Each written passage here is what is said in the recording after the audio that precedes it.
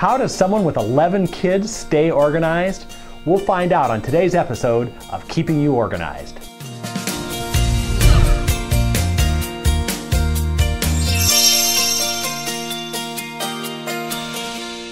Today on Keeping You Organized, we have Amy Tokus from FreshlyOrganized.com. And Amy, you are in Omaha, correct? Yes, I am in Omaha. Great. Well, Omaha, Nebraska. You're not too far from Minneapolis, St. Paul. Only about a 7-hour drive if you just go straight south. So made the drive many times. So I've made it too. I go up there to visit the Container Store because we don't have one. Oh, okay. Well, that sounds good. That's my trek. Well, let's just get right into it today because we want to find out a little bit about how you got involved in organizing, and I know you do professional speaking as well, so we kind of have a lot of ground to cover today. So how long have you been doing professional organizing, and how did you get started, or what were you doing maybe before you did professional organizing? You know, that's a good question. I have been organizing for over 5 years now. I started my business 5 years ago. Prior to that, I stayed at home with my family, but before that, I got a degree in engineering.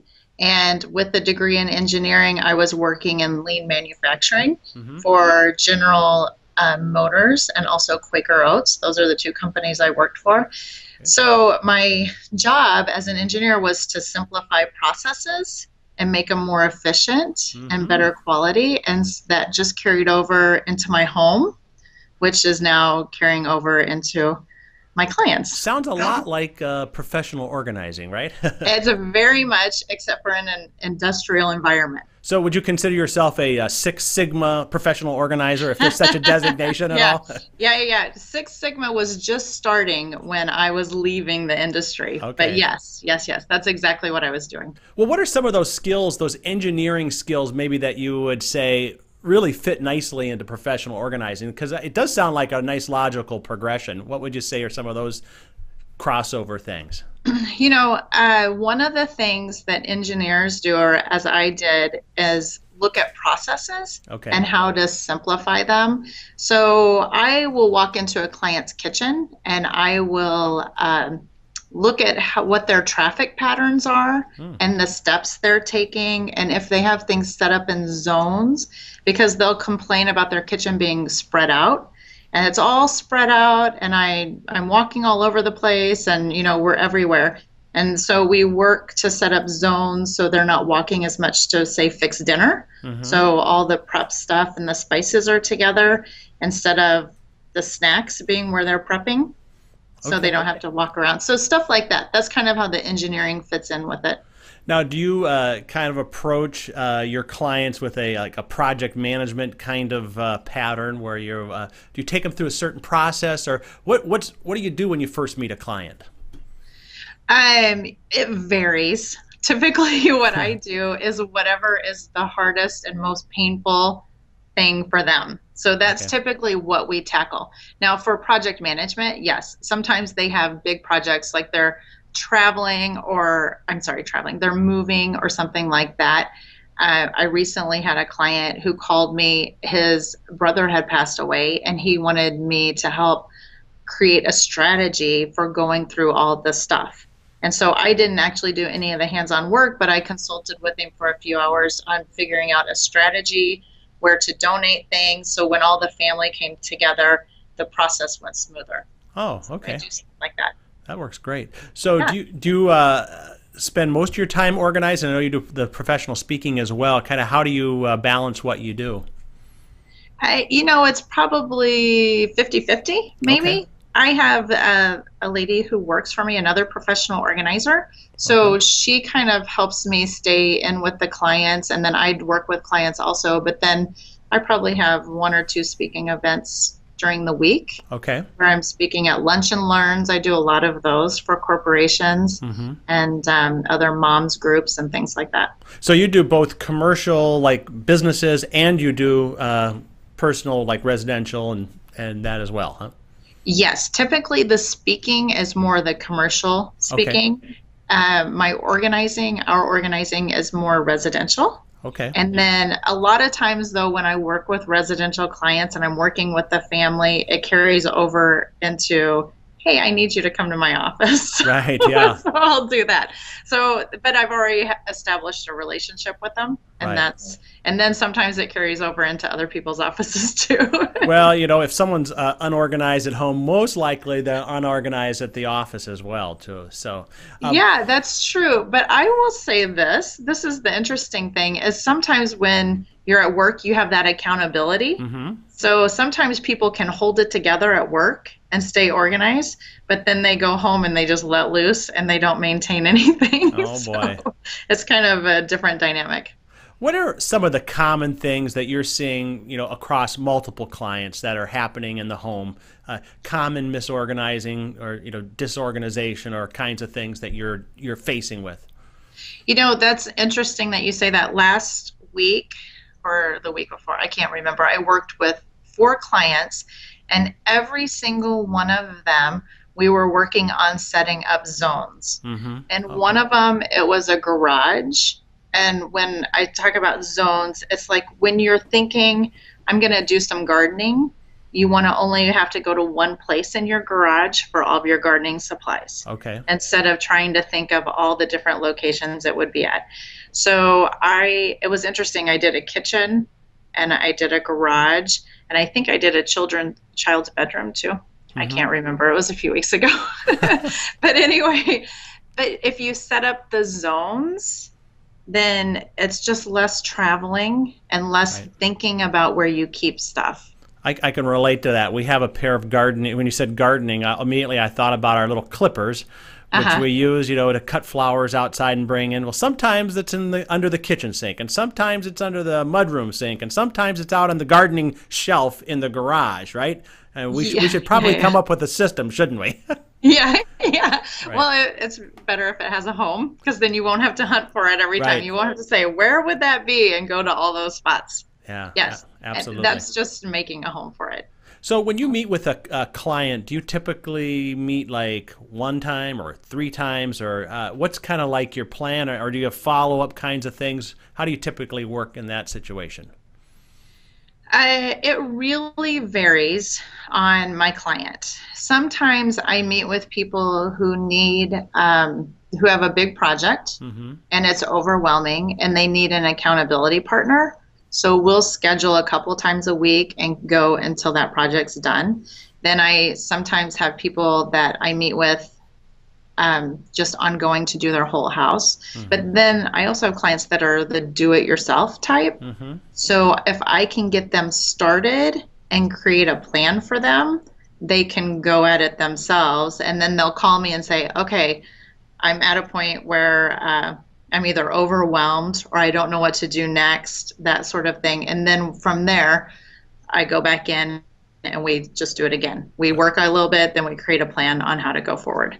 Have you ever had a client that just says, I'm a basket case, I don't think I can even do it, but they still they had the courage to call, but they're saying, you know what, I just don't think I'm cut out for this kind of stuff. Or I'm the creative type, I'm supposed to be messy.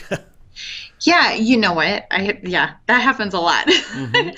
But the other challenge that I run into a lot is a lot of my clients have unrealistic expectations of themselves. Okay. They look at a picture of a magazine and they say, oh, I would love for my kitchen to look like that. Right. And yet they're living in a home with 4 children, mm-hmm. running around, bringing their backpacks in, dropping mail on the counter, and food's getting cooked and things like that. So they're looking at these pictures and wanting it, yet those pictures, I have to convey to them that those are staged. Yeah, they spent all day shooting that, right? Exactly. They spent all day and nobody's cooking in that kitchen. The cabinets are empty. There's no children. So you have to find that balance between what you want and actually living. What's realistic? Because because if you're actually living like that with 4 kids or 5 kids or even 2 kids, then I can almost guarantee nobody's having fun in that house. Right. Well, it's almost like part of your job is being a psychologist, right? Where you have to, get into the minds of your clients and say, okay, let's get the expectations and all that set up, right? Yes, that, that was probably the biggest surprise when I went into organizing because I was very process oriented Mm-hmm. in my previous jobs, which was about the job, and there wasn't the emotional attachment Mm-hmm. to things when I was working, for the corporations.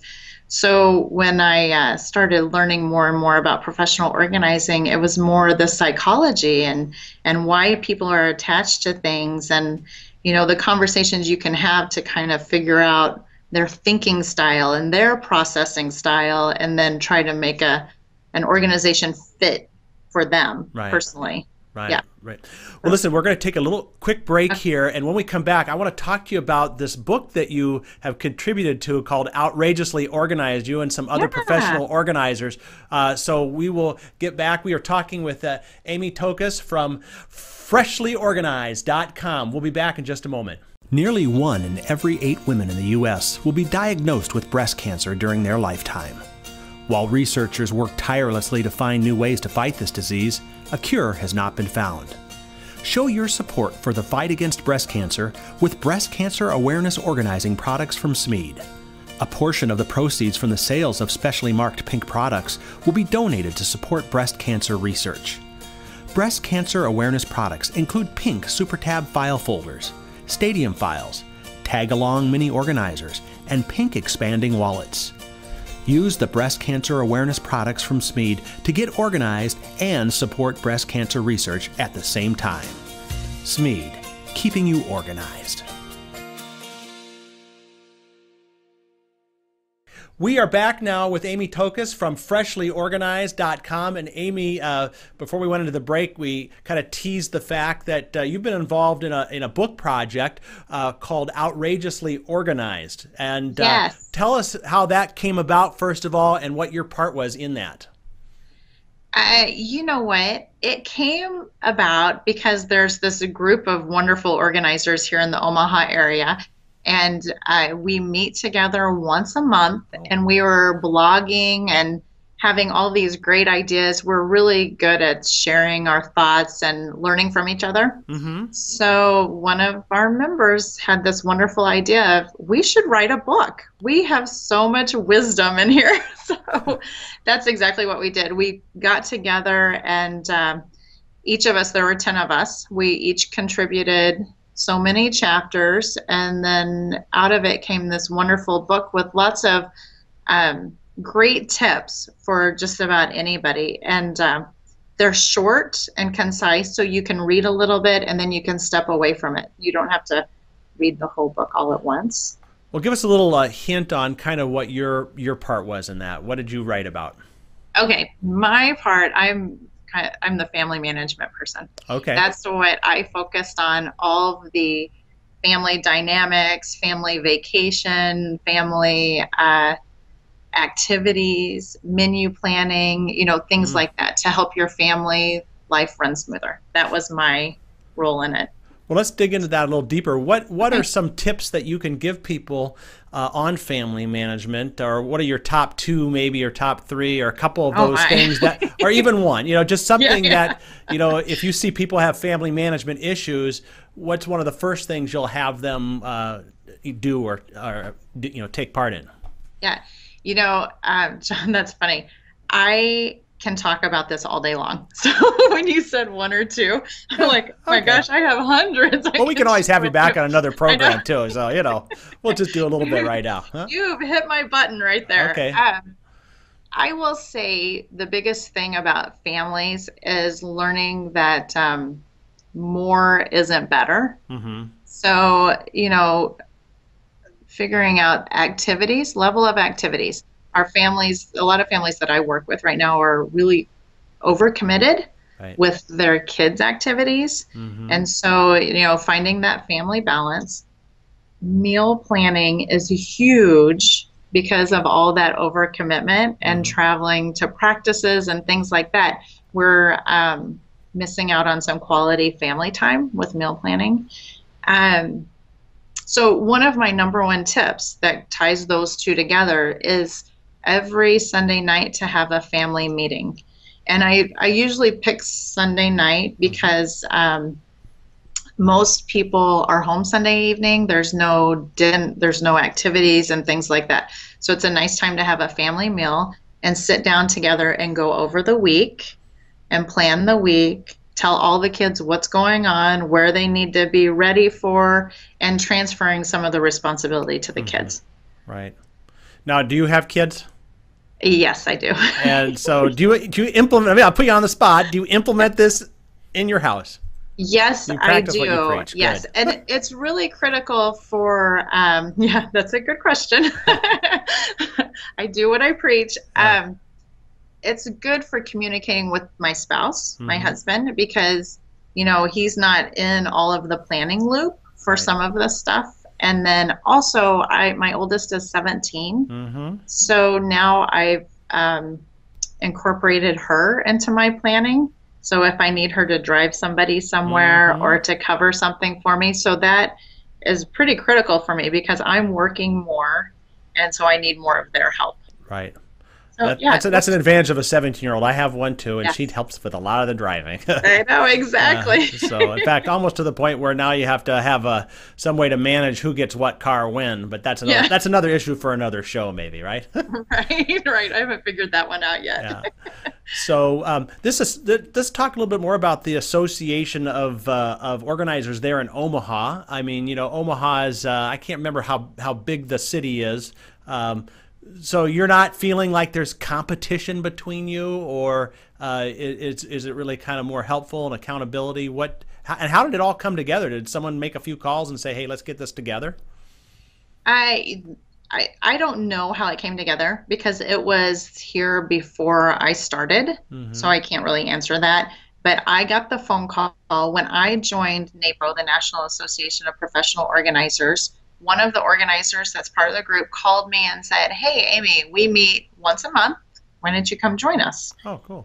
And so I did, and I thought the same thing. I was like, well, that's all my competition, you know, that'll be sitting there having dinner with me. Right. But what I learned was that we all specialize in different things. We all have different gifts. We have different passions. And it's really I think I mentioned earlier, a lot of wisdom in the group. There's a lot of policies that I have in my company that I wouldn't have had without talking to some of the organizers that had been in the business a long time to say, you know, think about that and think forward on that and see if that's really what you want to do. Right. And like one of them is before and after pictures. I personally don't do before and after pictures because I encourage my clients to take before pictures and then take an after picture for their keeping, but I don't want to invade their privacy. I don't want to share things that they may not be comfortable with. And I know you can sign an agreement and things like that, but I just leave it to them to share if they want and to keep and to hang on to. And I can, you know, work around my business doing other things. Right. So that's some of the wisdom, and also the wisdom of clients and working with clients and client techniques and things like that work better. Well, I know you've been involved in NAPO, and I know the national NAPO meetings too are like that too. It's just a great camaraderie. People are very supportive, want to help each other, and that's a great attitude to have. It is. Well, let's talk about maybe a client story, a memorable client story, so to speak, of a situation that you got into and how you solved it. Okay. I need to think on my feet, don't I? Oh, yes. Yeah, you only have 10 seconds. So I only have 10 seconds. So to think about it. You can have a little bit more than that to talk about it.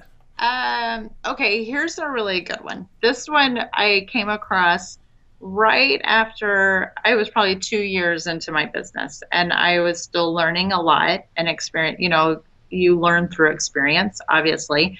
And one of my clients had a combined household, and there were 11 children under the age of 13, and a 3-bedroom house. So it was a little house, tight, little tight, and they had called me to consult to give some organizing ideas.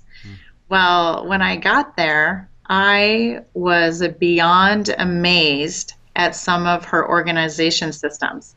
She had some things down so simple that I was like, why did I never think of that? So after going through, and there were some things that I was able to help her with, but one of the things that I was impressed with was she had a girls' bunk room and a boys' bunk room, and they had no clothes in the rooms. Oh, okay. So there were 5, I can't remember if there were 5 boys and 6 girls. I don't remember. But so she had them like that and no clothes. And I'm like, well, where do you keep all the clothes? And so we went down to the basement laundry room, and they had made a bigger laundry room and put dressers all around the laundry. And she said, all clothes changing happens in this location. Wow.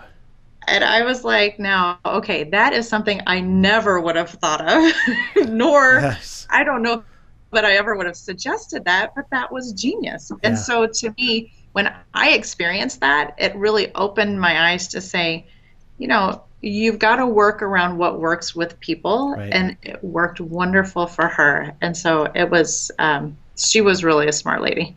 Wow, that's I mean, I think when you have 11 kids, you're forced to do a lot of things. Exactly. And they come naturally to you. Yeah, that's a great idea. Clothes only come out of the laundry room on bodies. Yeah, nice. Yeah, except the problem is at bedtime, you know, that line outside that door to get ready is pretty long, but, you know, I guess it was a wide open space. Oh, it's okay. Yeah, there was plenty of room. Wow. But anyway, it was really good. It was really smart and clever. Great. Well, listen, we're kind of out of time here, but I want to give people the opportunity to connect with you.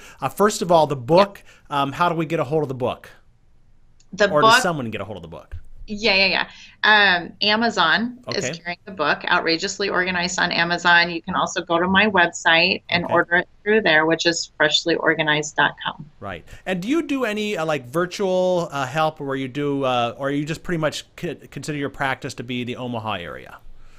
You know, I have done some virtual help, and typically with the virtual, they send me pictures, we talk about what's going on, and so it's more coaching type of help and things like that. But yes, I have done that. I do that. I've done for a few people. Great. So people reach you through freshlyorganized.com.